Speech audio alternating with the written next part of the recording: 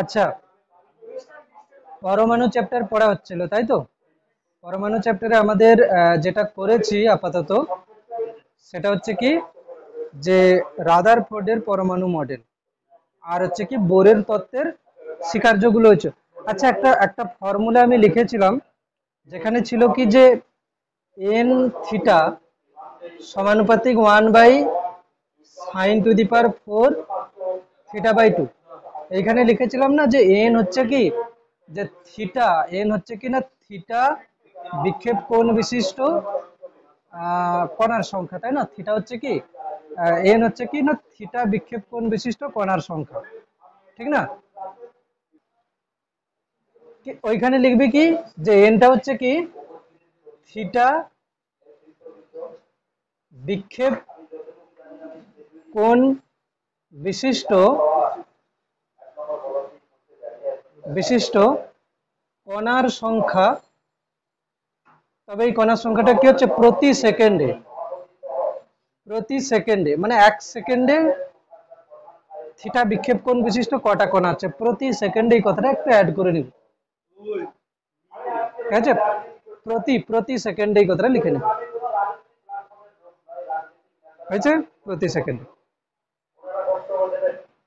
এবারে বোরের যে সূত্র আমরা পড়েছি, বোর যে পস্টুলেট, বোরের হচ্ছে স্বীকার্য কেন বলে, অ্যাকচুয়ালি বোর যেগুলো বলেছে কি, যে এখানে যে নিউক্লিয়াস, সেই নিউক্লিয়াসের আধান কত, জেডি, মানে নিউক্লিয়াসের মধ্যে প্রোটন আছে কটা, জেড সংখ্যক, আর প্রত্যেকটা প্রোটনের আধান কি হচ্ছে, একটা ইলেকট্রনের আধানের সমান। তো জেডি হচ্ছে কি নিউক্লিয়াসের মোট আধান, কেন কি নিউট্রনের তো কোনো আধান নেই, তাকে কেন্দ্র করে ইলেকট্রন ঘুরছে, তাকে কেন্দ্র করে কি ঘুরছে, ইলেকট্রন ঘুরছে। তো এদের মধ্যে যে একটা স্থির তড়িৎ আকর্ষণ বল কাজ করছে, সেটা কত হবে, K Z into E by R square. এটা কি স্থির তড়িৎ আকর্ষণ বল, এটা পজিটিভ এটা নেগেটিভ, এই জন্য তো আকর্ষণ করছে।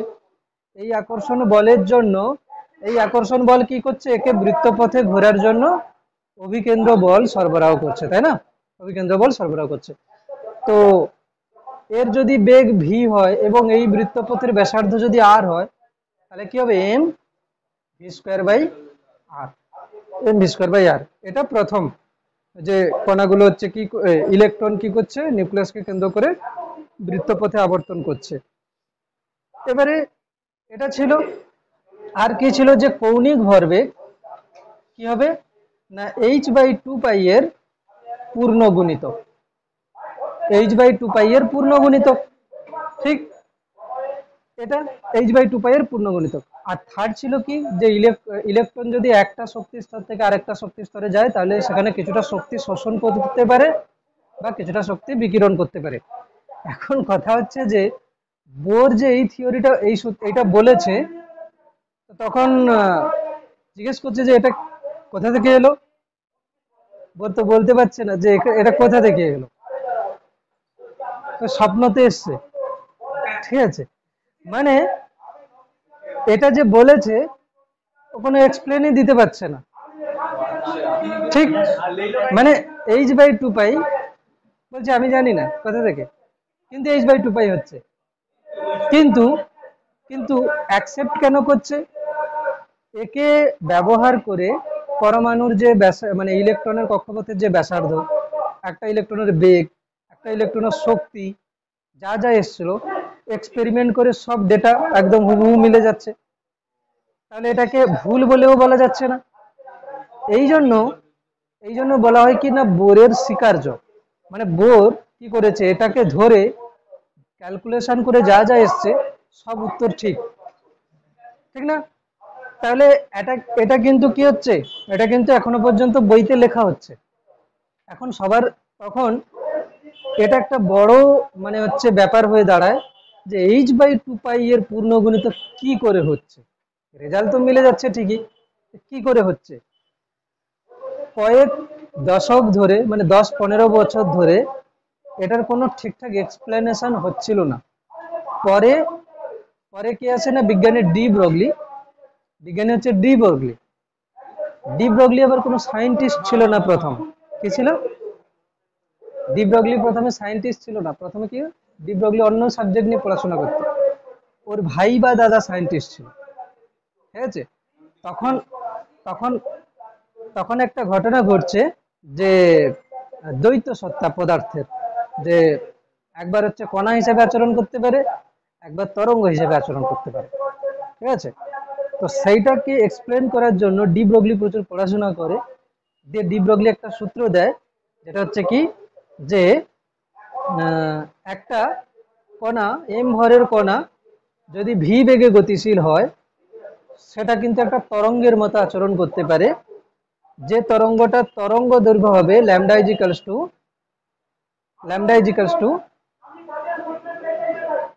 h/mv।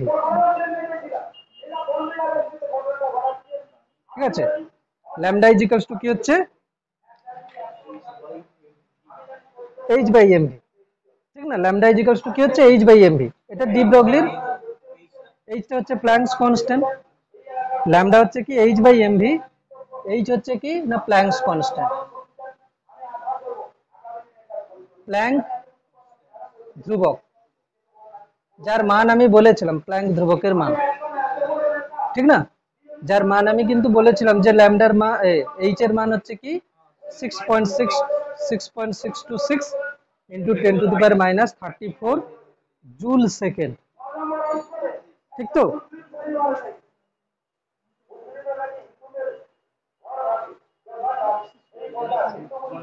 তো যখন মানে এগুলোকে ব্যবহার করে, মানে বোরের যে স্বীকার্য, এগুলোকে ব্যবহার করে পরমাণুর মানে যে ইলেকট্রন, সেই ইলেকট্রনটা যে কক্ষপথে ঘুরছে তার ব্যাসার্ধ ফর্মুলা হয়ে গেছে, বেগেরও ফর্মুলা হয়ে গেছে, প্রত্যেক কক্ষপথের শক্তি কত হবে, এগুলো সব ক্যালকুলেশন হয়ে গেছে।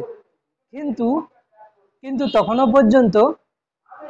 পর্যন্ত এই mvr=nh/2π এটা প্রুফই হয়নি, কিন্তু এটাকে ধরে নিয়ে সব ক্যালকুলেশন হয়ে গেছে। পরে ডি ব্রগলি এসে এটাকে প্রুফ করে। হ্যাঁ, ডি ব্রগলি ডি ব্রগলি হ্যাঁ, আগে আগে হচ্ছে বোরের স্বীকার্যগুলো আছে, পরে ডি ব্রগলি এসে এই mvr=nh/2π এটাকে প্রমাণ করে। কিভাবে হচ্ছে বলছি তো, বোর নিজে এক্সপ্লেন দিতেই পারছে না, স্বপ্নতে পেয়েছে হয়তো।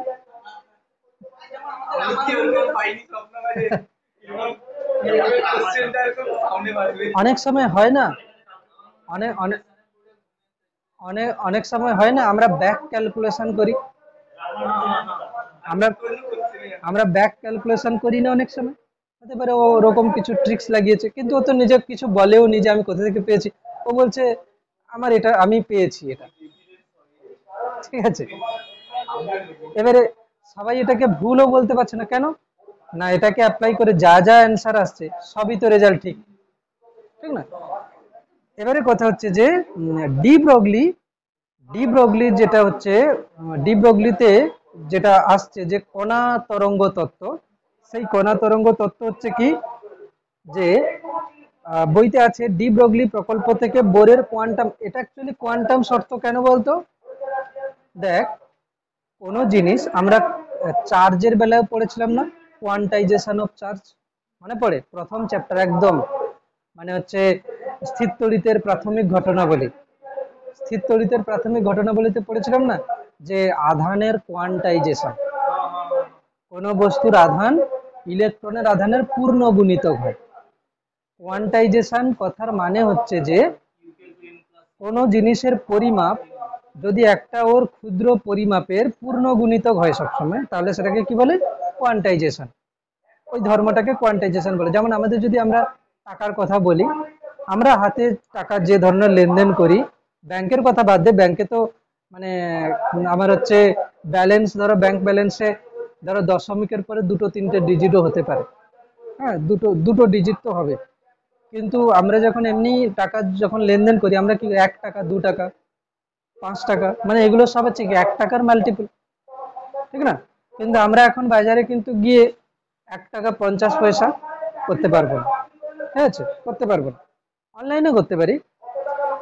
তো কোয়ান্টাইজেশনের কথা হচ্ছে যে এই যে যে কৌণিক ভরবেগ, এই কৌণিক ভরবেগটা হচ্ছে h/2 পাই, এটা একটা তো নাম্বার কিছু আসবে, h/2 পাই এর কিছু একটা মানে ক্যালকুলেশন করলে আসবে, এটার সবসময় পূর্ণ গুণিতক হবে। মানে প্রথম কক্ষপথে থাকলে h/2 পাই, দ্বিতীয় কক্ষপথে থাকলে 2h/2 পাই, তৃতীয় কক্ষপথে থাকলে 3h/2 পাই। মানে কি কৌণিক ভরবেগ সবসময় h/2 পাই এর পূর্ণ গুণিতক হচ্ছে, একে বলে কোয়ান্টাইজেশন। তো বোরের যে 3টে শর্ত ছিল তার মধ্যে এই শর্তটাকে কি বলে, বোরের কোয়ান্টাইজেশন বা কোয়ান্টাম শর্ত। এটা হচ্ছে কি কোয়ান্টাম শর্ত, এটা হচ্ছে কি কোয়ান্টাম শর্ত, বোরের কোয়ান্টাম শর্ত, ঠিক না? এবারে ডি ব্রগলির প্রকল্প থেকে আমরা বোরের কোয়ান্টাম শর্তটাকে প্রমাণ করব, ঠিক না? তাহলে হেডিং কি দেব, ডি ব্রগলি প্রকল্প থেকে বোরের কোয়ান্টাম শর্ত। ডি ব্রগলি প্রকল্প হতে বোরের কোয়ান্টাম শর্ত, ডি ব্রগলি প্রকল্প থেকে বোরের কোয়ান্টাম শর্ত।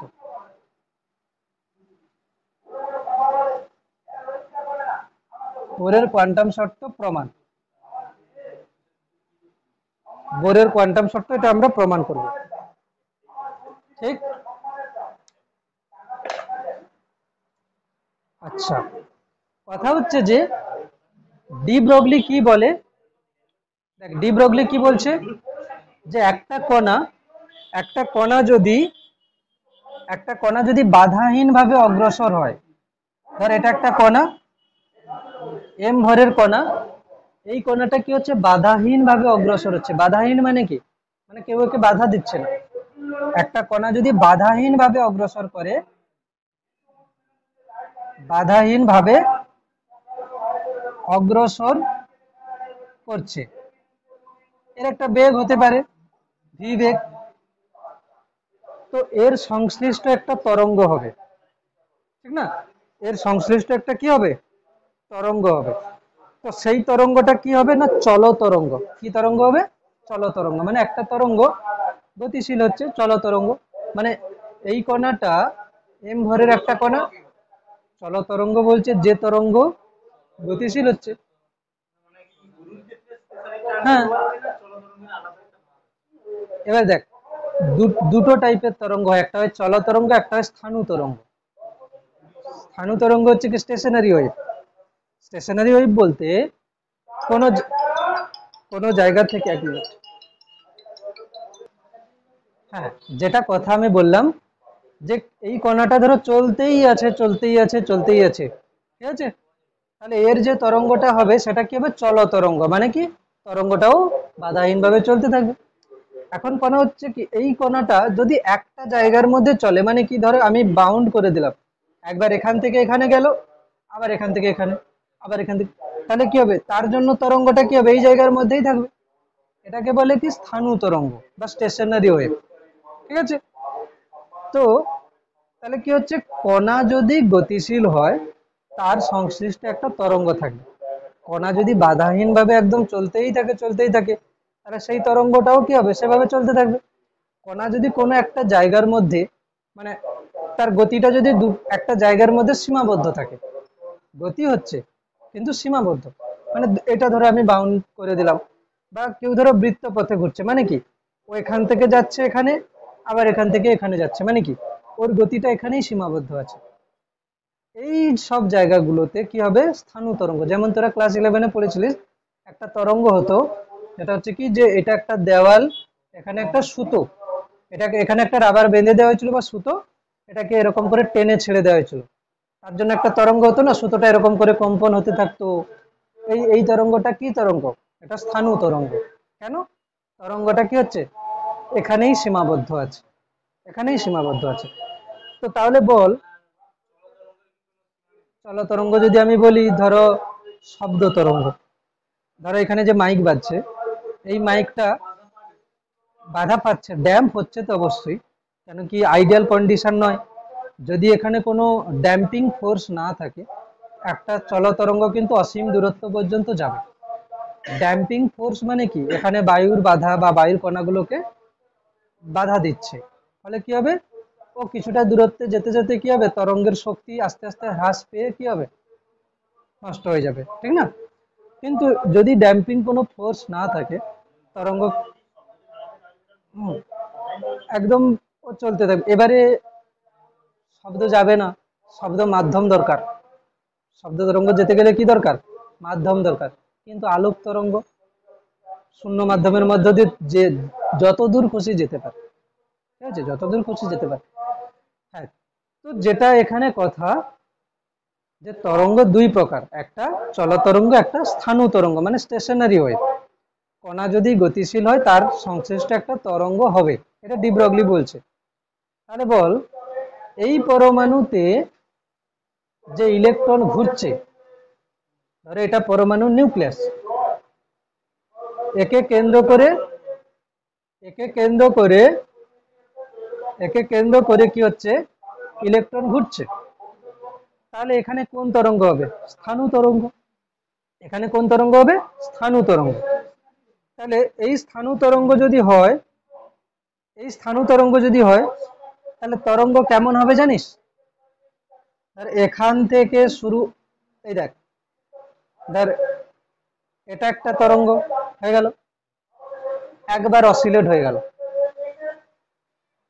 আবার একবার অসিলেট হয়ে গেল, দুবার, আবার একবার অসিলেট হয়ে গেল, আবার একবার হয়ে গেল, আবার একবার হয়ে গেল, এরকম হচ্ছে তো। ধর এখানে এসে যদি ও এরকম করে মিলতে চায়, হবে না। স্থাণু তরঙ্গ হতে গেলে কি হবে, কমপ্লিট হতে হবে, ইনকমপ্লিট হলে চলবে না। মানে ওকে এখানে একটা কমপ্লিট করে, এরকম মানে যতগুলো হচ্ছে সবগুলো কি হবে, একটা একটা করে কমপ্লিট অসিলেশন হবে। দেখ, হলে কি হবে, তিনটে হতে পারে, ধর তিনটে কমপ্লিট অসিলেশন, এরকম কি হতে পারে, এরকম কি হতে পারে, একটা কমপ্লিট অসিলেশন আর হাফটা। তাহলে কি হবে, যেখান থেকে শুরু হয়েছিল সেখানে এসে তো মিলবে না। ধর এখান থেকে যদি শুরু হয়, তাহলে এখানে এসে কমপ্লিট হওয়া উচিত। যদি এখানে এসে হাফটা থেকে যায়, বাকি হাফটা হতে গেলে কি হবে, একে টপকে যাবে। স্থাণু তরঙ্গ এটা বলছে না, স্থাণু তরঙ্গ কি হবে, এখান থেকে শুরু হলে এখানেই কমপ্লিট হবে, ঠিক না? এখান থেকে শুরু, যেমন এটা স্ট্রিং এর ক্ষেত্রে যদি দেখাই, কম্পনটা কি হচ্ছে, এখান থেকে যদি শুরু হয়, এই কম্পনটা এখান থেকে গিয়ে এখানে যাবে, আবার ঘুরে এখানে আসবে, আবার এখানে যাবে, আবার ঘুরে এখানে আসবে, মানে কি, যেখান থেকে শুরু হচ্ছে আবার সেখানে এসেই শেষ হবে, ঠিক তো? তাহলে কথা হচ্ছে যে এর যে একটা একটা অসিলেশন, হ্যাঁ,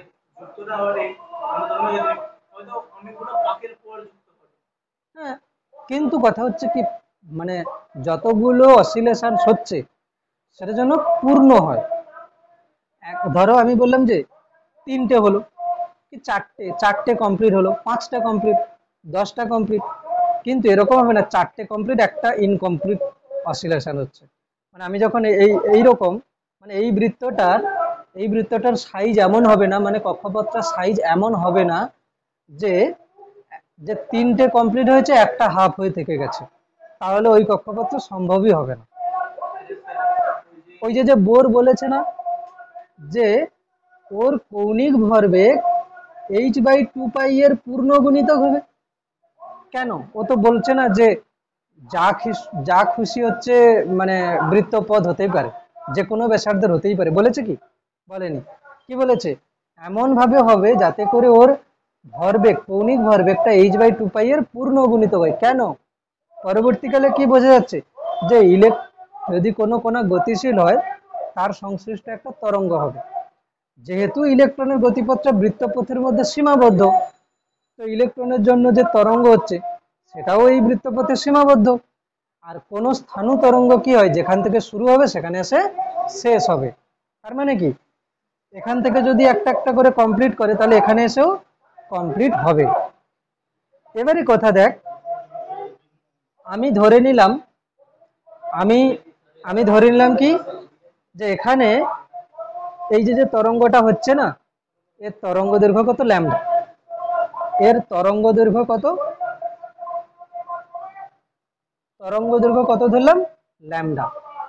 যদি বলি এখানে এন সংখ্যক পূর্ণ তরঙ্গ হয়েছে, তাহলে এন সংখ্যক কি হয়েছে, এন সংখ্যক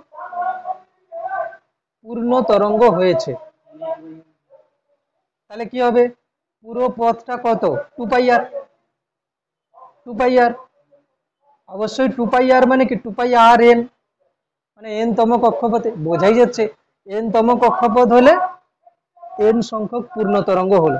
আচ্ছা আমি এখানে এন রাখছি না, এটা বোঝা গেল প্রথমে যে এই যে যেটা হলো এটা স্থাণু তরঙ্গ, মানে কোনো কণা গতিশীল হলে তার জন্য যে তরঙ্গ হচ্ছে এবং সেটা যদি একটা পথে সীমাবদ্ধ থাকে তার জন্য স্থাণু তরঙ্গ হচ্ছে, এবং স্থাণু তরঙ্গের পুরো মানে যে পথে হচ্ছে সেই পথটার পুরো দৈর্ঘ্যটা কি হবে না তরঙ্গ দৈর্ঘ্যের পূর্ণ গুণিতক যতগুলো পূর্ণ অসিলেশন হবে, এটা হলো।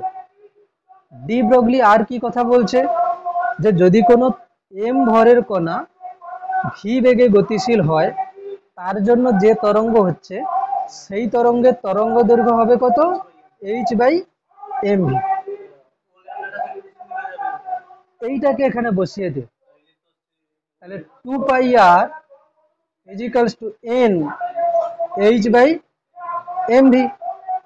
mvটাকে ওই সাইডে নিয়ে চলে যায়, কি হবে mv আর mvটাকে এখানে নিয়ে চলে আসছে mvr = n h/2π।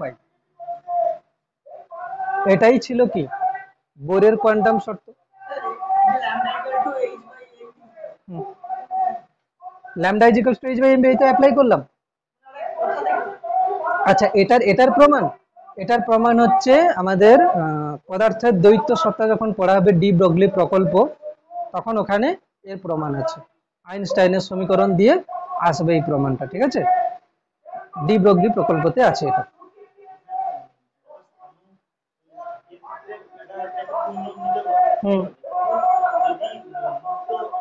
মুক্ত হলে ওরকম কোনো ব্যাপার নেই, ও যত খুশি হতে পারে, ও তো শেষ নেই। কত দূর যাচ্ছে যদি মুক্ত মানে হচ্ছে চলতরঙ্গ হয়, ও যাচ্ছে অসীম পর্যন্ত, কিভাবে গুনবো আমি, ওকে গুনার কোনো নেই।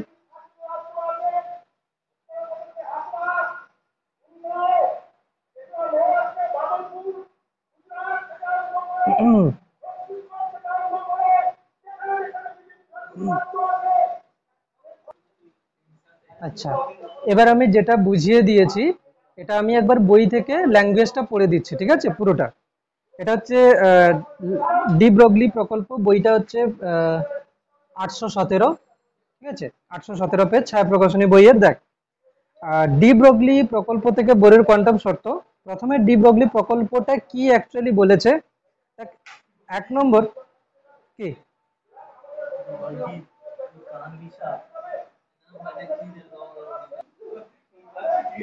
প্রথম আছে কি, এক নম্বর কণার স্রোত যদি বাধাহীনভাবে অগ্রসর করে তবে সংশ্লিষ্ট পদার্থ তরঙ্গটি চল তরঙ্গ হিসাবে কাজ করবে, ঠিক না, এটা বলেছি। একটা কণা যদি বাধাহীনভাবে কণার স্রোত যদি বাধাহীনভাবে অগ্রসর হয় তাহলে সেটা কি হবে, চল তরঙ্গ হিসাবে কাজ করবে।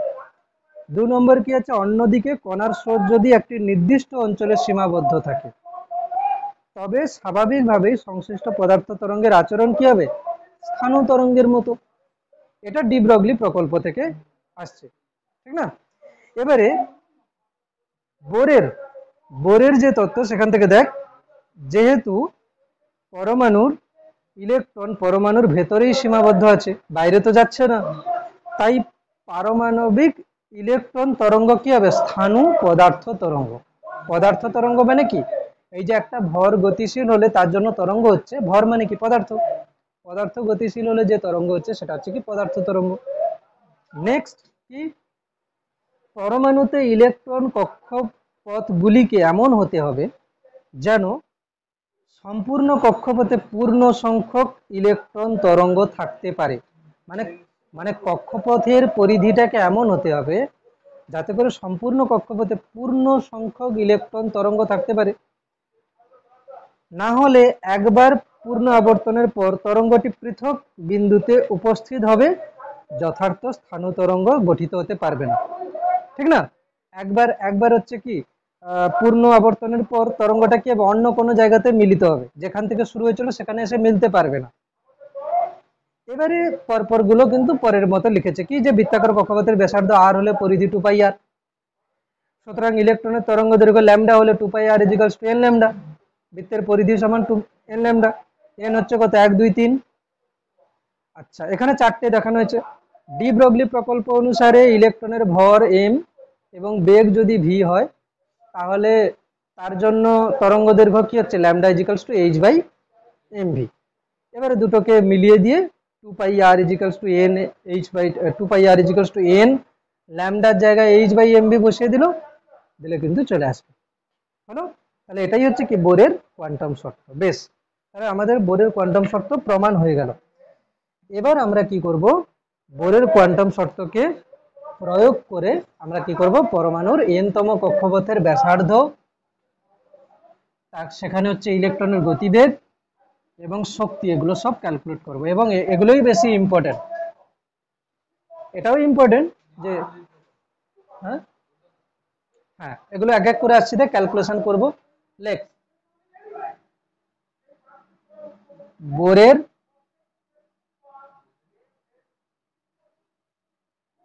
বোরের হচ্ছে কি স্বীকার্য প্রয়োগ করে পরমাণুর n-তম কক্ষপথের ব্যাসার্ধ, প্রথমে ব্যাসার্ধই লিখি পরে বেগ লিখছি, n-তম কক্ষপথের ব্যাসার্ধ নির্ণয়, তাই না? n-তম কক্ষপথের ব্যাসার্ধ নির্ণয়, ঠিক না? আমরা তো দুটো জানি, দুটো ফর্ম, আমরা দুটো না তিনটে জানি। তো প্রথম হচ্ছে কি, যে এই পরমাণুটার পরমাণু ক্রমাঙ্ক যদি জেড হয়, তাহলে তার নিউক্লিয়াসে কয়টা প্রোটন আছে, জেড সংখ্যক। ওই প্রোটনের জন্য আধান কত হবে, জেডি পজিটিভ, তাই না? প্লাস জেডি, জেড সংখ্যক প্রোটন, এবং প্রত্যেকটা প্রোটনের আধান কি হবে, ইলেকট্রনের আধানের সমান এবং পজিটিভ প্লাস জেডি।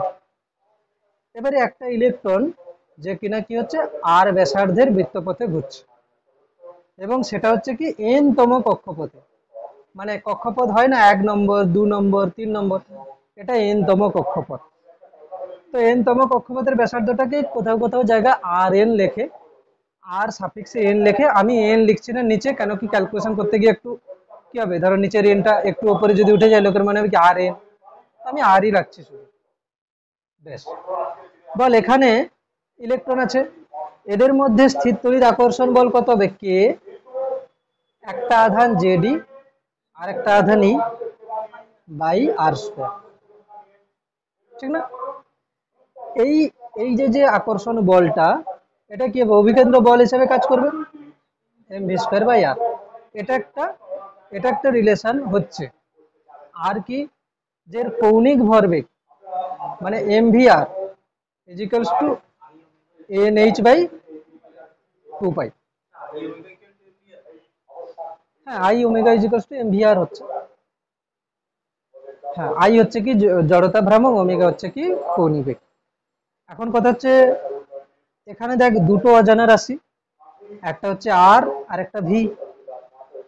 এই দুটোকে অ্যাপ্লাই করে আমরা এখন কি বার করতে চাইছি, আর বার করতে চাই। তার মানে কি করতে হবে, ভি এলিমিনেট করতে হবে। ক্যালকুলেশন তোদেরকে করতে হবে, বইতে তো আছে, অবশ্যই আছে। আমি এই দুটো বলে দিয়েছি, তো তোরা এই দুটো থেকে যে কোনো প্রকারে ভি এলিমিনেট করলে আর অবশ্যই হবে, করে ফেল, ইজি। এখান থেকে ভি বার করে ওখানে বসিয়ে দে, হয়ে যাবে। ওই তো দেখ ক্যালকুলেশন কিরকম বলছে, যে ভিটাকে এখান থেকে বার করে এখানে বসিয়ে দেবো, অবশ্যই হতে পারে, বসিয়ে দে। তাহলে কি হচ্ছে, K Z square by r² equals two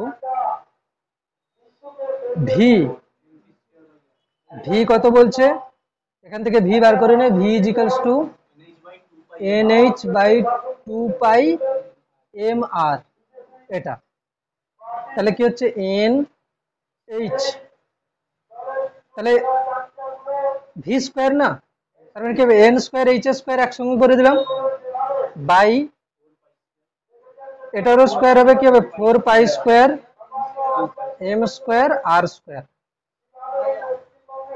আরো একটা আর ছিল এখানে, সেজন্য বলছি আর কেন কেটে যাবে, আর স্কোয়ার, এখান থেকে একটা আর স্কোয়ার কেটে যাচ্ছে, তাহলে এখান থেকে আর চলে আসবে খুব ইজি।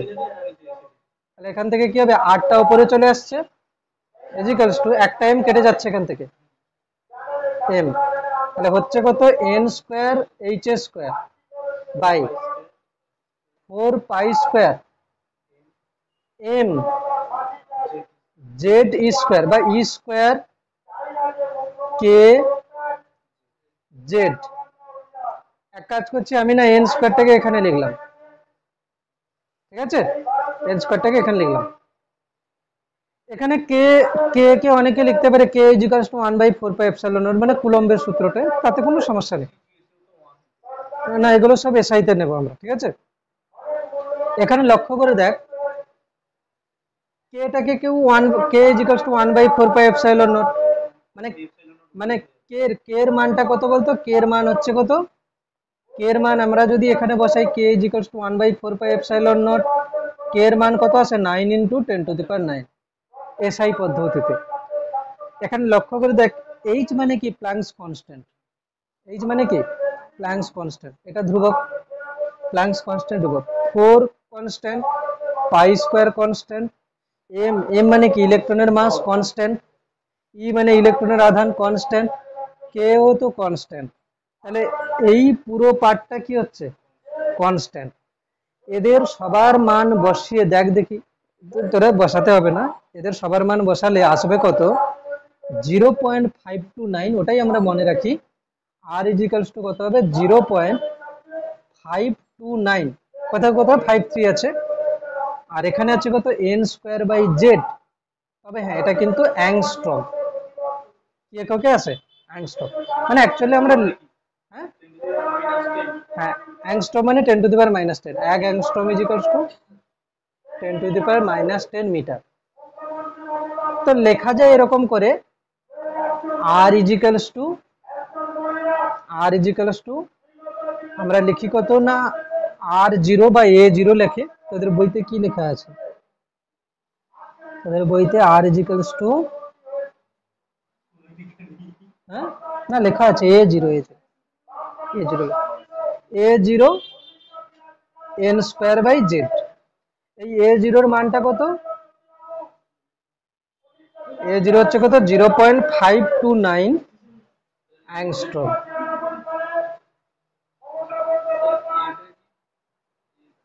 a0 হচ্ছে কি, মানে ওখানে যতগুলো কনস্ট্যান্ট বললাম না, ওই সব কনস্ট্যান্ট গুলোকে মিলিয়ে a0 একটা কনস্ট্যান্ট লিখে দিয়েছে, যার মানটা কত 0.529 অ্যাংস্ট্রম, ঠিক না। আচ্ছা বোরের যে সূত্রগুলো আছে, এটা আমরা বোরের তত্ত্বের হচ্ছে মানে অসম্পূর্ণতা, বোরের তত্ত্বের অসম্পূর্ণতা যখন পড়ব তখন বলা হবে, তবু এখানে বলছি কি যে বোরের এই যে যতগুলো ক্যালকুলেশন হচ্ছে, এই সমস্ত ক্যালকুলেশন কিন্তু এক ইলেকট্রন সিস্টেমের জন্য প্রযোজ্য। এক ইলেকট্রন সিস্টেম বলতে কি, এমন একটা পরমাণু যার একটা ইলেকট্রন থাকবে, কি বললাম, এমন একটা পরমাণু যার একটা ইলেকট্রন থাকবে, কি বল আমি এখানে নোট বলে লিখছি, এটা পরে বোরের তত্ত্বের মানে হচ্ছে অসম্পূর্ণতাতে লেখা হবে সবগুলো, তবু এখানে লিখছি যে বোরের স্বীকার্যগুলি একটি ইলেকট্রন বিশিষ্ট সিস্টেম, একটি ইলেকট্রন বিশিষ্ট সিস্টেম মানে কি হতে পারে, পরমাণু হতে পারে, আয়ন হতে পারে, ঠিক আছে, সিস্টেম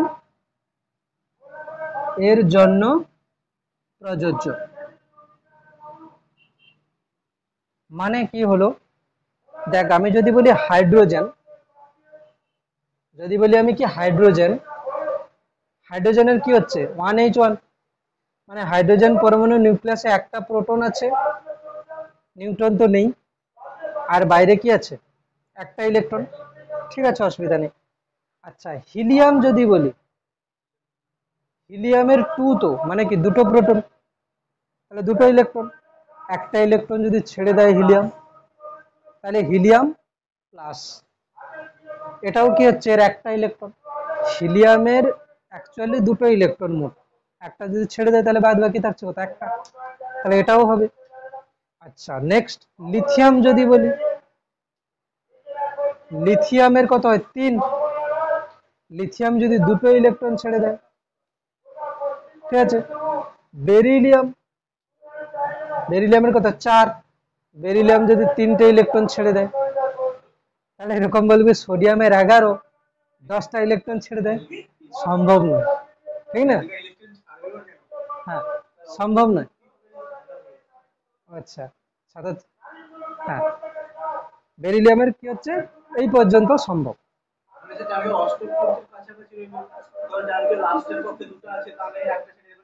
এক এক ইলেকট্রন, এক ইলেকট্রন বিশিষ্ট সিস্টেম মানে বড় জোর 4টে পর্যন্ত যাবে, পরমাণু ক্রমাঙ্ক 4 পর্যন্ত যাবে, মানে এক, মানে পরমাণু ক্রমাঙ্ক 1 মানে হাইড্রোজেন, পরমাণু ক্রমাঙ্ক 2 মানে হিলিয়াম, হিলিয়াম লিথিয়াম হচ্ছে বেরিলিয়াম, বোরন নয়, বোরনের 5, এই পর্যন্ত যেতে পারে। হিলিয়াম একটা যদি ছাড়ে, লিথিয়াম যদি দুটো ইলেকট্রন ছাড়ে, বা বেরিলিয়াম যদি 3টে ছাড়ে, এরা এরা কি আয়ন, এদের কিন্তু একটা করে ইলেকট্রন আছে তাই না, তো এদের ক্ষেত্রে বোরের যে ক্যালকুলেশন সেগুলো সব ভ্যালিড হচ্ছে। অনেকগুলো ইলেকট্রন থাকলে কেন হচ্ছে না, একটা আসবে স্ক্রিনিং এফেক্ট বলে, মানে আরো যদি ইলেকট্রন থাকে তাহলে তারা বাদ বাকি ইলেকট্রনের উপরে কি করবে, প্রভাব ফেলবে, ওদের মধ্যেও পারস্পরিক আকর্ষণ আছে, বিকর্ষণ আছে, মানে স্ক্রিনিং এফেক্ট লাস্টের দিকে আছে মোজলের থিওরিতে। হ্যাঁ তাহলে কি হচ্ছে, বোরের সূত্র এক ইলেকট্রন বিশিষ্ট সিস্টেমের জন্য প্রযোজ্য। এবার আমি প্রশ্ন দিচ্ছি, লেখ কি প্রশ্ন, এই লেখ, লিথিয়াম প্লাস প্লাস এর এর সেকেন্ড অরবিট এর ব্যাসার্ধ কত হবে,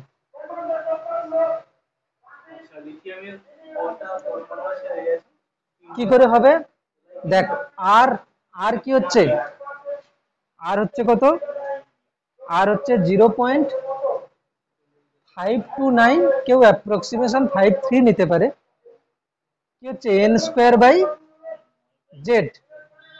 এখন লিথিয়ামের জেড কত, 3, লিথিয়ামের পরমাণু ক্রমাঙ্ক 3, আর কত কত অরবিট বলেছে 2 নম্বর, মানে এন এর মান 2, এটা কিন্তু অ্যাংস্ট্রম, তাহলে কত হবে এটা 0.529 ইন্টু এন স্কোয়ার, মানে কত হবে 2 স্কোয়ার, ইন্টু কত হবে 3, বাই কি কত হবে 3 অ্যাংস্ট্রম। চল ক্যালকুলেশন করে মানটা বসিয়ে নে, ক্যালকুলেশন করে মানটা বসিয়ে নে, হয়েছে, ক্যালকুলেশন হয়েছে, এটা বসিয়ে দিতে হবে মানটা শুধু, তাই না। ও বলছে সোডিয়ামের কি হবে, সোডিয়াম এইগুলো দিয়ে ক্যালকুলেশন হবে না, ঠিক আছে। হ্যাঁ বেরিলিয়াম, বেরিলিয়াম পর্যন্ত, ঠিক আছে। আচ্ছা যদি বলে, যদি বলে যে লিথিয়ামের সেকেন্ড অরবিট এবং থার্ড অরবিট এর ব্যাসার্ধের অনুপাত কি হবে, হ্যাঁ কোশ্চেন দেখ, লিথিয়ামের সেকেন্ড অরবিট আর থার্ড অরবিটের ব্যাসার্ধের অনুপাত কি হবে? দেখ আমি একটা কথা বলছি শোন।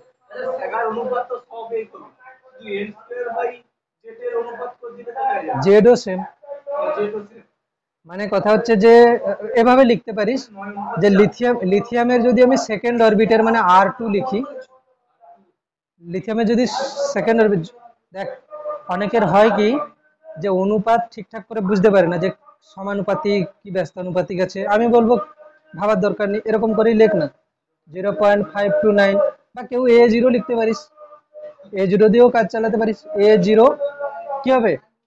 n square by Z, n square, n মানে কত? 2, 2 স্কোয়ার বাই জেড, জেড মানে হচ্ছে লিথিয়ামের কত? 3। বেশ, এর বেলা 3 কি হবে? A0। আচ্ছা থার্ড অরবিট বলেছে মানে কি হবে? 3 স্কোয়ার বাই জেড মানেও তো 3, জেড তো ঠিক আছে দুজনের বেলা। এবারে কি R2 অনুপাত R3, R2 অনুপাত R3 কত হবে?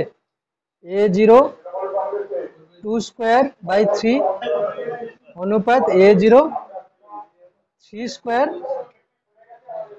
By 3, 3 square by 3, 3 square by 3। এবার এখান থেকে কি কি চলে যাচ্ছে অনুপাত থেকে? A0/3, A0/3 চলে যাচ্ছে, 4 অনুপাত 9। এই কথা বলিস না, 4 অনুপাত 9, 4 অনুপাত 9 হচ্ছে।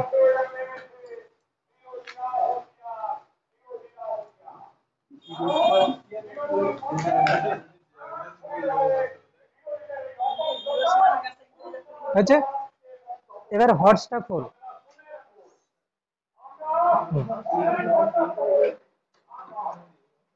হটসের 1 নম্বর আর 2 নম্বরটা কর, হটসের 1 নম্বর 2 নম্বর,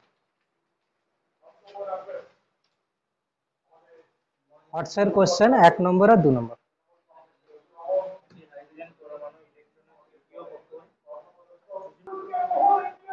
হটসের প্রথম কোশ্চেন বলেছে কি যে হাইড্রোজেন পরমাণুর 3 নম্বর কক্ষপথের কক্ষপথে আবর্তনরত ইলেকট্রনের কৌণিক ভরবেগ কত?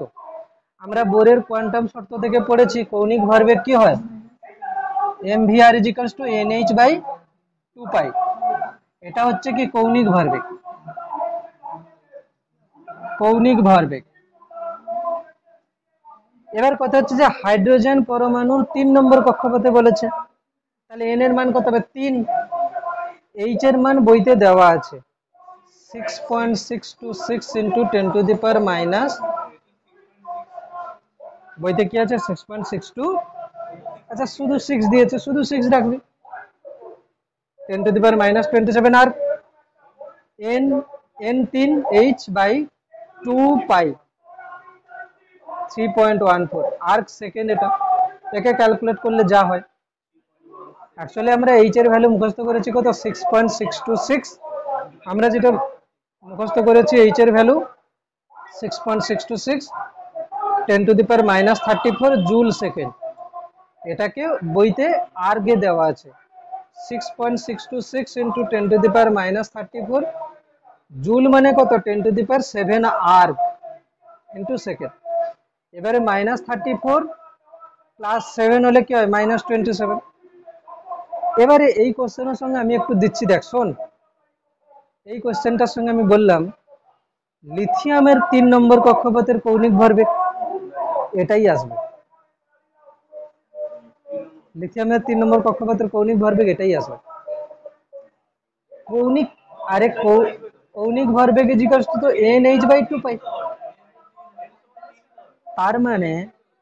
তার মানে যত যত হচ্ছে হোক না কেন পরমাণু, তার 3 নম্বর কক্ষপথে সবার কৌণিক ভরবেগ সেম আসবে।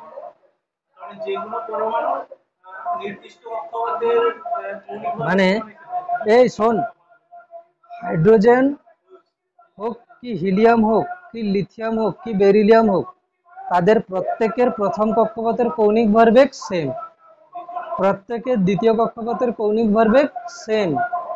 তার মানে আমি কি লিখতে পারি একটা নোট, যে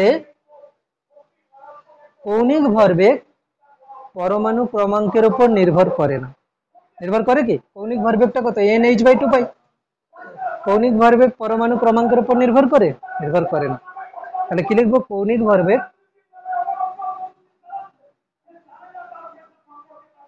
ভরবেগ সমান এটা। তাহলে আমি কি লিখছি নোট বলে, যে কৌণিক ভরবেগ পরমাণু ক্রমাঙ্কের উপর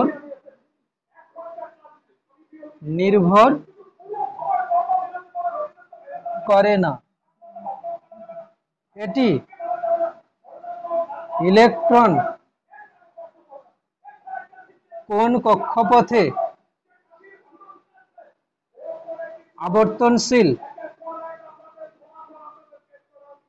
আবর্তনশীল তার উপর নির্ভর করে।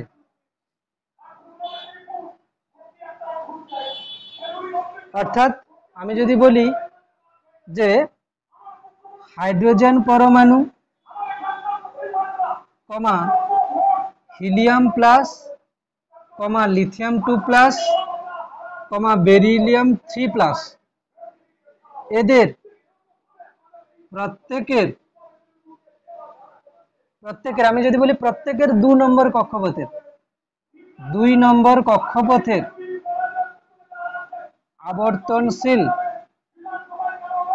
আবর্তনশীল ইলেকট্রনের কৌণিক ভরবেগ সমান।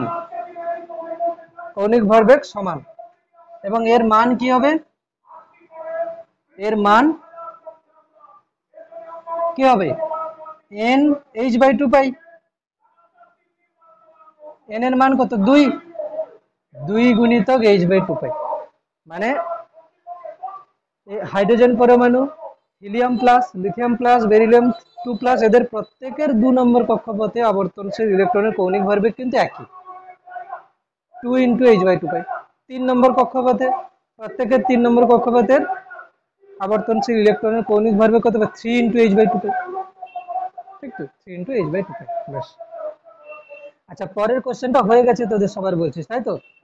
হাইড্রোজেন পরমাণুতে ইলেকট্রনের চতুর্থ কক্ষপথের ব্যাসার্ধ এবং দ্বিতীয় কক্ষপথের ব্যাসার্ধের কত গুণ? হাইড্রোজেন পরমাণুর চতুর্থ কক্ষপথের ব্যাসার্ধ দ্বিতীয় কক্ষপথের ব্যাসার্ধের কত গুণ? পেরেছিস? দুইটা বলেছে কি R4/R2 চেয়েছে। কার ক্ষেত্রে? হাইড্রোজেনের ক্ষেত্রে। কার ক্ষেত্রে? হাইড্রোজেনের ক্ষেত্রে। আমরা কি লিখতে পারি? R4 কে কি লিখতে পারি? A0n², মানে কি 4a² বাই Z, হাইড্রোজেনের Z কত? 1, A0 2a² বাই 1, হাইড্রোজেন কত? 1, তাহলে কত হবে? A0 কেটে যাচ্ছে, এটা কত হচ্ছে? 16/4, 4 গুণ হবে। 4 নম্বর কক্ষপথের ব্যাসার্ধ কত হবে? 4 × 2 নম্বর কক্ষপথের ব্যাসার্ধ। অর্থাৎ হাইড্রোজেন পরমাণুর 4 নম্বর কক্ষপথের ব্যাসার্ধ 2 নম্বর কক্ষপথের ব্যাসার্ধের 4 গুণ হবে।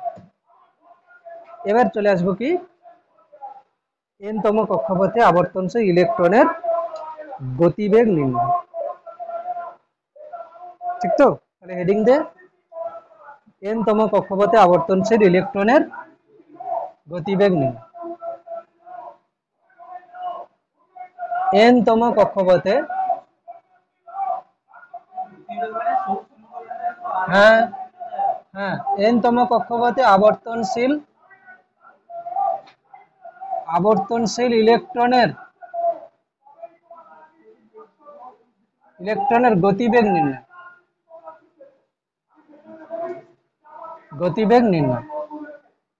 তাহলে যেটাই আমরা অ্যাপ্লাই করেছিলাম এখানেও তাই করব। কি না, ওই যে ইলেকট্রন আর হচ্ছে নিউক্লিয়াসের মধ্যে আকর্ষণ বল সমান কি হচ্ছে? অভিকেন্দ্র বল। আর একটা হচ্ছে কি বোরের কোয়ান্টাম শর্ত, মানে কৌণিক ভরবেগ কত হবে? NH/2 পাই। আগের বারে কি করেছিলাম, ভি এলিমিনেট করেছিলাম, আর পেয়ে গেছিলাম। এখন আর এলিমিনেট করে ভি পাবে, দুজনের থেকে আরটাকে তুলে দিতে হবে। চল করে ফেল।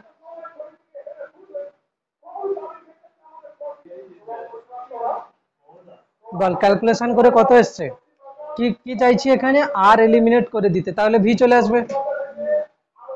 একটা কাজ করতে পারিস, আর এলিমিনেট করবি তো, তাহলে এখান থেকে আর বার করে এখানে বসাবি, তার তার আগে আর আর এখান থেকে কেটে দিতে হবে একটা, ঠিক আছে? তাহলে এটা দাঁড়িয়ে যাচ্ছে কত, K Z square by R equals to M V square, ঠিক আছে? এম ভি স্কোয়ার হচ্ছে, ব্যাস এম ভি স্কোয়ার হচ্ছে। এবার এখান থেকে আর আর এখান থেকে বার করে নে, R equals to N H by 2 pi M V, এটাকে বসিয়ে দেয় এখানে, এই আর এর মানটাকে এখানে বসিয়ে দেয়, দিলে কি হবে, কে জেড স্কোয়ার, আর মানে কত হবে, এন এইচ 2 পাই এম ভিটা উপরে উঠে চলে যাবে, 2 pi M V ইজিক্যালস to M V square. একটা এম কেটে যাচ্ছে, একটা ভি কেটে যাচ্ছে, তাহলে তো ভি তো এখানেই থেকে যাচ্ছে। তাহলে ভি কত হচ্ছে এখান থেকে, ভি হচ্ছে, ভি কত হচ্ছে 2 pi, 2 pi K square into Z by H N. দেখ তো এখানে, দেখ এইদিকে তাকা, 2 পাই কে, কে মানে হচ্ছে কি কুলম্বের ধ্রুবক, 9 × 10⁹ স্কোয়ার বাই এইচ, এরা সবাই ধ্রুবক, এরা সবাই কি কি হচ্ছে, ধ্রুবক। এদের সবার যদি মান বসাস কত আসবে জানিস, এদের সবার মান বসালে আসবে 2.18। এক কাজ করে ভি জিরো লিখি, V zero into Z by N, এই ভি জিরোর মানটা হচ্ছে 2.18 ইন্টু 10⁶ মিটার পার সেকেন্ড, আছে? তোরা একটু কাজ কর, শূন্য মাধ্যমে আলোর গতিবেগ কত হয়, শূন্য মাধ্যমে আলোর গতিবেগ হয় 3 × 8 মিটার পার সেকেন্ড। তো এক কাজ কর, তোরা আমাকে একটা ক্যালকুলেশন করে দে, সি বাই ভি মানে ভি জিরো মানে এই মানটা, এটা কত হচ্ছে, 3 × 10⁸ বাই 2.18 ইন্টু 10⁶ কত হচ্ছে বল?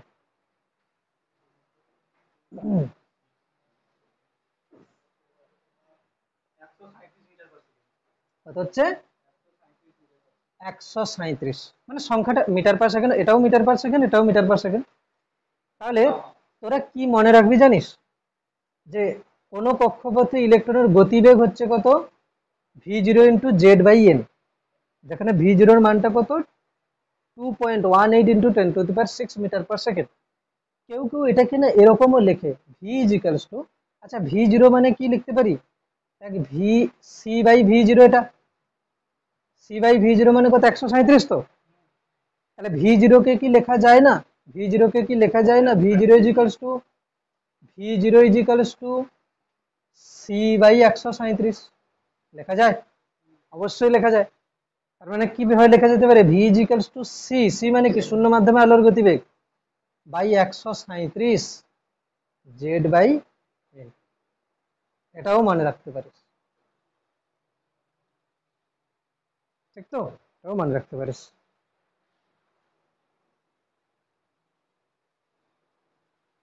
হলো, গতিবেগ এসছে, বেশ। তাহলে এখন পর্যন্ত আমরা যতগুলো ক্যালকুলেশন করলাম, একটা হচ্ছে ব্যাসার্ধ করলাম, একটা হচ্ছে কি করলাম, বেগ করলাম, তাই না? ব্যাসার্ধটা কত হচ্ছে, ব্যাসার্ধের ফর্মুলাতে দেখ, ব্যাসার্ধতে একটু লক্ষ্য করে ভালো করে দেখ, আর ইজিক্যালস টু লিখতে পারিস এরকম 0. R equals to 0.529, R equals to 0.529 into N square by Z, দেখ এন স্কোয়ার বাই জেড, এটা অ্যাংস্ট্রম এককে। ভি কত আসছে বলতো? ভি 0। সি বাই 137 লিখতে পারিস। জেড বাই এন, লক্ষ্য করে দেখ কিভাবে মনে রাখবি বলতো? এন স্কোয়ার বাই জেড, এরপরে কি হবে? জেড বাই এন, মানে জেডটা উপরে এনটার নিচে। এখানে কিন্তু এটা মিটার পার সেকেন্ড হলো। না সম্পর্ক নেই, মানে আমি মনে রাখতে বলছি যে এটা এন স্কোয়ার বাই জেড, এখানে এটা জেড বাই এন। ঠিক আছে? অবশ্যই দেখ ব্যাসার্ধতে এন যত বড় হবে ব্যাসার্ধ তত বড় হবে। 1 নম্বর কক্ষপথ ছোট, 2 নম্বর কক্ষপথ আরো বড়, 3 নম্বরটা আরো বড়। ঠিক আছে? না এখানে বেগের ক্ষেত্রে ওরকম কিছু দেখার দরকার নেই, এমন ফর্মুলা এরকমই আসছে। ঠিক আছে? বেশ। এবারে রেশিওর কোশ্চেন দিতে পারে। যেমন একটা কোশ্চেন যদি বলি যে হিলিয়াম প্লাসের 2 নম্বর কক্ষপথে আবর্তনশীল ইলেকট্রনের গতিবেগ কত হবে? গতিবেগ কত হবে? তাহলে শুধু মানটা বসিয়ে দিলে হয়ে যাচ্ছে না আমাদের? ভি কত হচ্ছে? ভি 0 মানে কত? সি বাই 137 ইন্টু কি হচ্ছে? Z by N. ঠিক তো? Z by N. তাহলে আমরা কি করতে পারি? সি মানে কত? 3 × 10⁸, মানে শূন্য মাধ্যমে আলোর গতিবেগ, বাই 137 গুণ জেড, হিলিয়ামের জেড কত? 2। এন কত বলেছে? 2 নম্বর কক্ষপথেও বলেছে। এই তো 2 2 কেটে যাচ্ছে। ঠিক আছে? তো এটা কিন্তু অ্যান্সার সেই চলে আসবে কত? 2.18 ইন্টু 10⁶ মিটার পার সেকেন্ড। হয়েছে? একটা জিনিস লক্ষ্য করে দেখ, যদি জেড কনস্ট্যান্ট থাকে তাহলে ভি সমানুপাতিক 1/n, মানে প্রথম কক্ষপথে ইলেকট্রন যত জোরে ঘুরবে দ্বিতীয় কক্ষপথে কম, তৃতীয় কক্ষপথে আরো কম। ঠিক তো? এন বেশি হলে ভি কম হবে, মানে প্রথম কক্ষপথে ইলেকট্রনটা বেশি গতিবেগে ঘুরবে, দ্বিতীয় কক্ষপথে কম, তৃতীয় কক্ষপথে আরো কম। তো তৃতীয় কক্ষপথে কি হচ্ছে? আরো কম। এবার চলে আসবো কি ইলেকট্রনের এন তম কক্ষপথে ইলেকট্রনের শক্তি, এন তম কক্ষপথে আবর্তনশীল ইলেকট্রনের শক্তি। কক্ষপথে আবর্তনশীল ইলেকট্রনের শক্তি। ঠিক তো? বেশ, ইলেকট্রনের শক্তি। দেখ এটা হচ্ছে কি জেডি। আচ্ছা তোরা এটা জানতিস যে তার Q1 আধান, Q1 আধান থেকে আর দূরত্বে এর বিভব কত হয়? কে Q1 বাই আর, কুলম্বের ধ্রুবক আধান বাই দূরত্ব। মানে কি একক আধানকে অসীম দূরত্ব থেকে এখানে নিয়ে আসতে এই কার্যটা করতে হয়। আমি যদি বলি Q2 আধানকে এখানে নিয়ে আসছি, তাহলে কত কার্য করতে হবে? Q2। এটাকে আমরা কি বলতাম? তড়িৎ স্থিতিশক্তি, ইউ বলতাম না? স্থিতিশক্তি মানে কি? Potential energy. হ্যাঁ, তাহলে আমরা স্থিতিশক্তি কিভাবে বার করি? কুলম্বের ধ্রুবক গুণিতক একটা আধান গুণিতক আরেকটা আধান বাই দূরত্ব।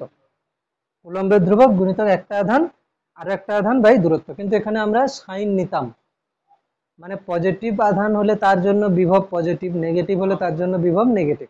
বিভব একটা স্কেলার রাশি, বিভব মানে তো পোটেনশিয়াল এনার্জি। হ্যাঁ হ্যাঁ, এখানে কি হচ্ছে দেখ, এটা হচ্ছে কি জেডি, পজিটিভ চার্জ নিউক্লিয়াস, ইলেকট্রনটা ঘুরছে এখানে। ঠিক না? কত দূরত্ব? আর দূরত্ব। এখানে আমি যদি বলি এনার্জি, তাহলে ইলেকট্রনের শক্তি কি কি শক্তি আছে? এক তো স্থিতি শক্তি আছে, প্লাস গতি শক্তিও আছে। কি এই ইলেকট্রনটা তো ঘুরছে, তার গতিবেগের জন্য গতি শক্তি আছে, আর এই যে তড়িৎ বল তার জন্য স্থিতি শক্তি আছে। আচ্ছা স্থিতি শক্তি কত হবে? কে জেড ই, মানে কি নিউক্লিয়াসের আধান প্লাস জেড ই ইন্টু ইলেকট্রনের আধান মাইনাস ই নিতে হবে। শক্তি বিভব একই জিনিস। পোটেনশিয়াল এনার্জি তো বিভব থেকেই আসছে। এই দেখ, তুই বিভব চ্যাপ্টার খুলে দেখবি, একটা আধান 2 কুলম, একটা আধান -3 কুলম, এদের মধ্যে দূরত্ব হচ্ছে 10 মিটার, তাহলে এদের স্থিতিশক্তি কত হবে দেখবি। কে 2 কুলম ইন্টু আরেকটা কত বললাম, ধরো 3 কুলম, -3 কুলম, -3 কুলম 2 গুণিতক -3/10। বিভব চ্যাপ্টার খুলে দেখবি। কেন কি, হচ্ছে কি এখানে আমরা সংজ্ঞা কিরকম দিচ্ছি দে, একটা একক আধানকে যদি আমি অসীম দূরত্ব থেকে নিয়ে আসি তাহলে কৃতকার্য কত হবে যদি Q1 আধান থাকে, ঠিক। যদি এই আধানটা মাইনাস হতো তাহলে বিভব কত হতো জানিস, -KQ1/R। তাহলে একক আধানকে নিয়ে আসতে কৃতকার্য এটা, তাহলে Q2 কে নিয়ে আসতে ইন্টু Q2। যদি দুটোই মাইনাস হতো তাহলে মাইনাস ইন্টু মাইনাস করে প্লাস হয়ে যেত। আর সোজা কথা বলতে গেলে কি বলবো জানিস, যদি বল আকর্ষণ হয় স্থিতিশক্তি হয় ঋণাত্মক, যদি বল বিকর্ষণ হয় স্থিতিশক্তি হবে ধনাত্মক। এটা থেকেও বোঝা যায়, দেখ একটা আধান পজিটিভ একটা আধান নেগেটিভ, স্থিতিশক্তি ঋণাত্মক। একটা পজিটিভ অন্য একটা পজিটিভ, প্লাস প্লাস, স্থিতিশক্তি পজিটিভ হবে। একটা মাইনাস অন্যও একটা মাইনাস, তখনও স্থিতিশক্তি পজিটিভ। ঠিক আছে। আরে স্থিতিশক্তি মানে সংরক্ষী বলের বিরুদ্ধে আমরা যে কার্যটা করছি। এখানে স্থির তড়িৎ বল একটা সংরক্ষী বল। এবারে বল ওই বলটা যদি নিজেই আকর্ষণ করে, নিজেই যদি টেনে নিয়ে চলে যায়, তো বাইরের এজেন্ট দ্বারা কৃতকার্য ঋণাত্মক হবে। অ্যাকচুয়ালি এইগুলো খুব ভালো বোঝা যায় কার্যশক্তি ক্ষমতা, যে ক্লাস 11-এর চ্যাপ্টার আছে ওখানে যে পোটেনশিয়ালের ডেফিনেশন, সেখান থেকে ভালো বোঝা যায়। তবে তোদের এখানে এরকম মনে রাখতে পারিস যে স্থিতিশক্তি হচ্ছে কি কুলম্ব ধ্রুবক গুণিত একটা আধান আর একটা আধান with sign by R, plus গতিশক্তি কত হবে, ½ m v²। ½ m v², কিভাবে আসবে ½ m v²? ½ m v² কিভাবে আসবে, দেখ একটা জিনিস করতে পারিস কিরকম, এই যে আমরা জানি mv²/r মানে কি, এটা হচ্ছে কি অভিকেন্দ্র বল, ইজিক্যালস টু kz²/r চলে এসেছিল না, r² এসেছিল না, এটা করেছিলাম তো। এইখান থেকে আমি কি করছি, এখান থেকে না আর আর তুলে দিলাম, তাহলে কি হবে mv² ইজিক্যালস টু কত হবে, kz²/r। এখানে আমি দিলাম হাফ, এখানেও দিলাম হাফ, ½ m v² চলে এসছে। গতিশক্তি মানে কি ½ m v², তো গতিশক্তি কি হয় ½ m v²। ঠিক আছে, গতিশক্তি কি হয় ½ m v²। বুঝতে পারছিস না তাই তো, এই দেখ এখানে আছে তড়িৎ বিভব চ্যাপ্টার, বিভব। এই দেখ Q1 Q2 আধান যদি পরস্পর থেকে r দূরত্বে থাকে তার জন্য এখানে হচ্ছে স্থিতিশক্তি হচ্ছে 1/4πε Q1 Q2/r। ব্যাস, এইগুলোই আছে এখানে।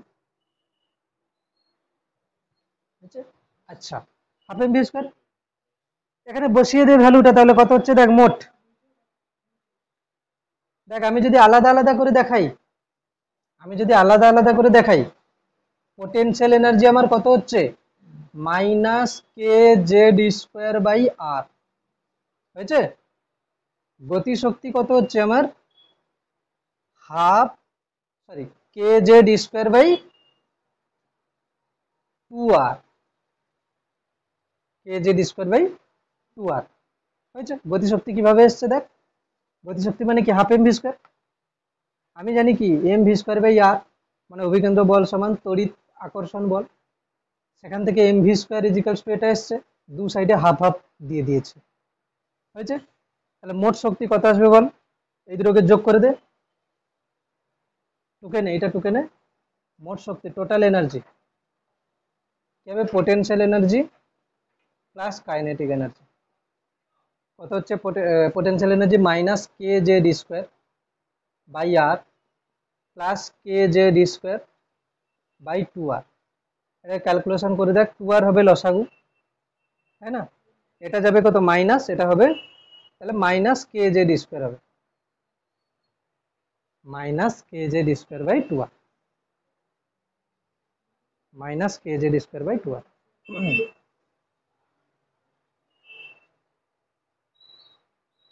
হয়েছে minus K Z square by 2r।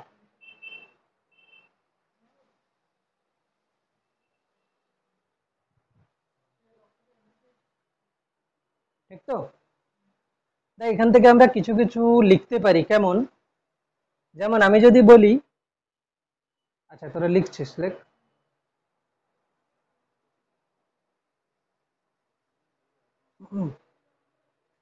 আমি যদি বলি এখানে যে এই যে পোটেনশিয়াল এনার্জি, এই যে পোটেনশিয়াল এনার্জি আর কাইনেটিক এনার্জির মধ্যে আমি যদি বলি, দেখ kinetic energy is equals to potential energy by 2 হবে, অবশ্যই হবে। দেখ মানে আমি কি করলাম, পোটেনশিয়াল এনার্জিকে যদি 2 দিয়ে ভাগ করি তাহলে নিচে 2 আর চলে আসবে, কিন্তু কাইনেটিক একটা মাইনাস, মাইনাস দিয়ে দিলাম। ঠিক তো? মানে এটাকে কেউ লিখতে পারে কি, এটাকে কেউ লিখতে পারে kinetic energy, 2 kinetic energy is equals two minus potential energy. কি বললাম? 2 kinetic energy is equals two minus potential. এটা একদম ভালো করে মাথায় চেপে নে। 2 into kinetic energy is equals two minus potential energy, 2 into kinetic energy is equals two minus potential energy. এবার এখান থেকে আমরা কি কি করতে পারি দেখ, যেমন আমি বলছি কি টোটাল এনার্জি, টোটাল এনার্জি আর কাইনেটিক এনার্জির মধ্যে সম্পর্ক লিখতে বলেছে, তাহলে আমি কি লিখবো, total energy is equals two kinetic energy plus potential energy. তো বলেছে কি টোটাল এনার্জির সঙ্গে কাইনেটিক এনার্জির করতে বলেছে, তাহলে আমি কাইনেটিকটাকে কাইনেটিক রাখতে দিলাম, পোটেনশিয়ালটাকে মাইনাস, তাহলে minus potential energy is equals two minus, এটা এটা 2 কাইনেটিক এনার্জি। তো তাহলে পোটেনশিয়াল এনার্জিকে আমি কি লিখতে পারি, মাইনাস 2 কাইনেটিক এনার্জি লিখতে পারি, সমান কি হবে মাইনাস কাইনেটিক এনার্জি, মানে total energy is equals two minus kinetic energy. এটা তো এটাকে অ্যাপ্লাই করে গেল। আবার যদি বলি টোটাল এনার্জিকে পোটেনশিয়াল এনার্জি দিয়ে লিখতে বলছি, কি হবে, potential energy plus kinetic energy. তাহলে পোটেনশিয়াল এনার্জি দিয়ে লিখতে বলেছি, তাহলে পোটেনশিয়াল এনার্জি থাকলো, কাইনেটিক এনার্জি বলেছে না মাইনাস পি বাই 2, তাহলে 2 লসাগু, তাহলে কত হবে 2p মাইনাস পি, মানে কত হবে পি বাই 2। ঠিক তো? তাহলে কত হচ্ছে, টোটাল এনার্জি কি হচ্ছে, potential energy by 2, potential energy by 2। ঠিক তো? Potential energy by 2। বেশ, এবার কথা হচ্ছে আমরা যে টোটাল এনার্জি যেটা পেয়েছি, সেই টোটাল এনার্জিটা পেয়েছি কত, K Z square by 2r, সামনে একটা মাইনাস, এটা পেয়েছি, এটাই পেয়েছি, K Z square by 2r। Total energy এটা এসেছিল তো, K Z square by 2r। দেখ total energy is equals to, এই যে এখান থেকে বুঝতেই পারছি total energy is equals to potential energy by 2। Potential energy কত এসেছিল, K Z square by R by 2, potential energy by 2। এখানে যদি আমি আর এর মান বসিয়ে দিই, মানে minus K Z square by 2, আর যেটা এসছিল সেটা যদি পুরোটাই বসা সেখানে, আর কত এসছিল, আর এর মানটা আমাদের কত এসছিল, না না না ওরকম নয়, ওরকম নয়, পুরো ক্যালকুলেশন করে আর যেটা এসছিল। আচ্ছা এখন এখন আমি এখন আমি না হলে এটা বসিয়ে দিচ্ছি যে 0.529 অ্যাংস্ট্রম, মানে 10⁻⁻10। এক কাজ করে ধর এটাকে আমি বসিয়ে দিলাম কত, a0 ইন্টু কত হবে n স্কোয়ার বাই জেড, কত হবে a0 n square by Z. এই a0 এর মানটা কত, 0.529 অ্যাংস্ট্রম। মানে আমি যদি এখানে মানে কনস্ট্যান্ট আমার কি কি হচ্ছে বলতো, minus K E square by 2 into a0 এর মান হচ্ছে কত, 0.529 ইন্টু 10⁻⁻10, এগুলো সব বসাবি। উপরে কি যাবে বলতো, জেড স্কোয়ার, নিচে কি আসবে বলতো, এন স্কোয়ার। এই পুরোটার মান কত আসবে জানিস, এগুলোকে যদি সব বসাই এটার মান আসবে -13.6 Z square by N square electron volt. কত আসবে? ই এর মানটা কত আসছে? -13.6 Z square by N square electron volt. কত? Electron volt. ঠিক আছে, ইলেকট্রন ভোল্ট।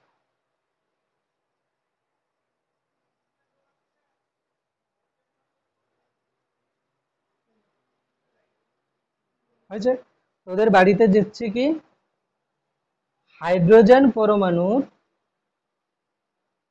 পরমাণুর first orbit, second orbit, third orbit, fourth orbit, এই চারটের এনার্জি গুলো লিখে আনতে হবে। এগুলো একটু মুখস্থ রাখলে অনেক ক্যালকুলেশন ইজি হবে। ঠিক আছে? না না না না না না, শক্তি শক্তি এনার্জি, ফার্স্ট অরবিটের এনার্জি, ওগুলো তো আমরা এমনিতেই বুঝে যাচ্ছি। তাহলে আমি যদি সামারি বলি এত সময়, নোট যদি বলি, নোট হচ্ছে কি যে M V R is equals to N H by two pi first. Second R হচ্ছে কত না 0.529 ইন্টু কি হচ্ছে N square by Z angstrom. V হচ্ছে কত সি বাই 137 কি হবে Z by N metre per second. E হচ্ছে কত -13.6 Z square by N square electron volt. দেখ এটা জেড বাই এন, এটা Z square by N square. ব্যাস এতটা পর্যন্ত থাকলো। পরের দিন এলে আমরা এখান থেকে কন্টিনিউ ভালো করে রিভিশন দিয়ে আসবো। হট কিছু কোশ্চেন দিয়ে দিই, হ্যাঁ, হোমওয়ার্ক হিসাবে কিছু কোশ্চেন দিয়ে দিচ্ছি। কোশ্চেন হচ্ছে যে কোশ্চেন হচ্ছে হটসের হটসের 1 2 তো হয়ে গেল, 1 2 3 4 5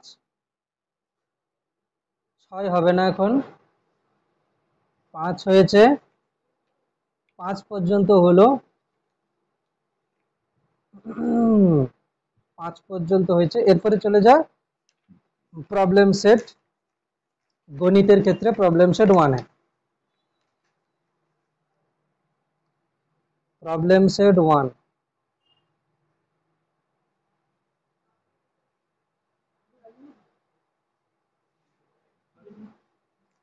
3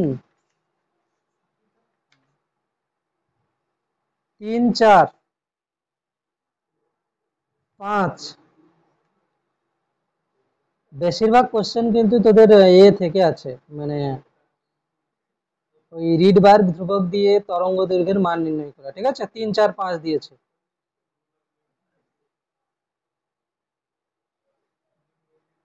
3 4 5 আর প্রবলেম সেট 2 তে দুয়েরটা শুধু। ঠিক আছে, ব্যাস এই কটা কোশ্চেন করে আসবি, কমপ্লিট করে আসবি। ঠিক আছে, এই পর্যন্ত থাকছে এটা করবে। তো ভালো করে পুরোটা রিভিশন করবি, আর একবার করে বাড়ি গিয়ে আরেকবার করে নিজে নিজে ক্যালকুলেশন করবি।